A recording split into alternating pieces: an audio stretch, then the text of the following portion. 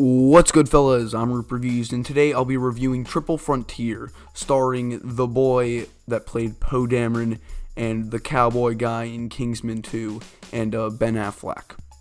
I liked the characters and how they all tried to achieve the same goal and wanted to live the life they always wanted.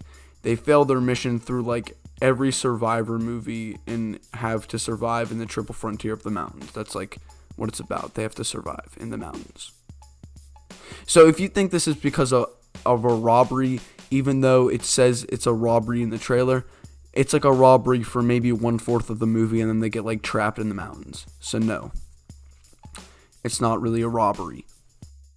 This movie followed literally every single Survivor movie ever out there, and that meant it was totally predictable. I was happy with it at the first maybe 40 minutes because the robbery was actually kind of entertaining. And Poe like sort of assembles a squad, like a human version of the Avengers, but really they're just used to be retired military agents. And they try to rob a house holding $175 million in cash. For some reason, they carry 2,000 freaking dollars to their helicopter, and then they try to fly it over the ocean. It's not really a good idea. And then they try to take it all. They drop it. They fall into the Andes Mountains. And then they're like, oh, we could still carry 2,000 pounds of dollars by just picking it up and taking it to the ocean. That's not how it works. That's literally not how it works at all. I like how the format sort of changed to like character versus character to character versus nature. But yeah, because the character versus nature was actually kind of cool, but it just didn't really express itself, and it wasn't to its true form. I think the robbery should have maybe like started off the movie, like the first 20 minutes of the movie, it was the robbery, and then it shows them like in the forest, like trying to survive for the rest of the movie. But overall, I did start feeling for the characters, and I was disappointed in the characters' decisions because some decisions led to deaths. One thing I hated about this movie is how they each carry different traits. If you want a movie to be realistic, you make the people and characters normal. One character is like funny, one is serious, one is realistic, one is the leader, and there's like a person who thinks he's the leader. Then there's a drug addict that happens to be a pilot. Why would you have a coke convict as a pilot? I'm just joking around because he was actually a pretty good pilot and a pretty good character in the movie, and he was also the cowboy in Kingsman 2, and I loved him in Kingsman 2, so yeah, I gotta give him credit. One thing I hated about this movie is Oscar Isaac, let me rephrase that, Poe Dameron's wife.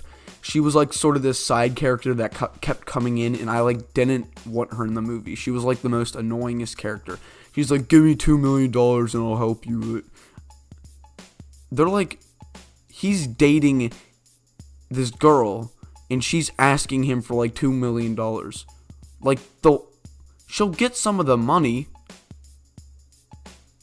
when they rob it. Like, what? Why is she so greedy? I want $2 million. I want $2 million. You live with the guy. It had an exciting storyline for most of the movie. Things didn't really add up though. But then it took a quick turn at the end that I thought was too quick. I thought this scene went pretty fast, and it was just like bang. It was like not even like love or anything, and I hated this. Like I already said in Bird Box, it doesn't really lead to death, but I mean, as I already said in Bird Box, I hated when he was about to die and he didn't like shed a tear or anything. If they have something going on there and you have a connection with the characters, you have something well up in your heart, and it just breaks you. It just breaks. Yeah, that's all I've got to say. In all, I liked the movie. It was okay, pretty entertaining. I thought it was too quick. I thought it could have been a bit longer. And some of the characters that were really good were also not really involved. Like the little girl, Ben Affleck's daughter, she's like sort of in one scene, and that's really it. And she could have been a really good character that you could have connected with Ben Affleck with, a good side character. Also, all the other characters sort of had backstories that I think could have been covered up, but they weren't really told, and instead they were just brought up, like saying, for example, hey, yeah, I had some pretty bad past, instead of like actually stating their backstory. And I thought it would have been better if they started like stating their backstory so you could connect with them even more. As you could see, I liked the movie. It was pretty good. Yeah. In all, I thought that it could have been longer. I thought you could have connected with the characters more. I didn't like the whole carrying the money across this entire forest, like maybe 1,000 something miles, 2,000 pounds of money. I don't know. This is my opinion, so yeah. And it is rated R, but will still be okay for like younger people, because there's no sex, just a bit of language and a bit of bloody images. In all, I give Triple Frontier a 4 out of 10 because it had a good story that just couldn't keep up with the standards of just creating a good movie.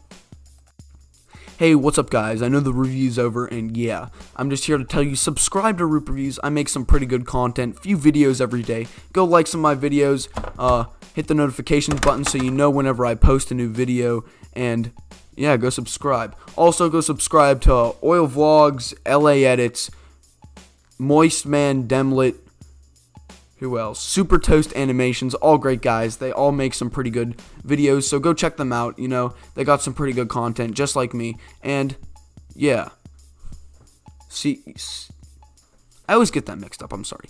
Catch you in the next video.